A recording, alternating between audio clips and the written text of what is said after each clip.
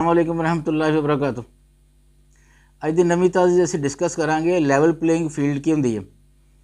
मेरा एक सादा जिहा दोस्त सी, मैं पूछा, मैं कहा यार की है लैवल प्लेइंग फील्ड।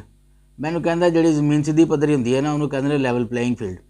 मैं कहा यार गल तो तेरी ठीक है, लेकिन जो असीं सियासत नाल जोड़ांगे ना तो उसदा मतलब है कि जिहड़े लोग खिडांदे पे ने टीमां नूं वो मैदान जिहड़ा ना इक्को जिहा फराहम करन, ਉਹਦੇ ਵਿੱਚ कोई गड़बड़ ना होवे। मैदान दे विच सीधा पद्धरा मैदान होवे, घाह बराबर कट्टी होवे, अंपायर जिहड़े ने वो बिल्कुल ठीक होण, उन्हां दा रवैया जिहड़ा गैर जानबदार होवे, ठीक है। तो सारा कुछ जिहड़ा ना लैवल ते होवे, ते ਉਹਦਾ मतलब हैगा सियासत दे विच।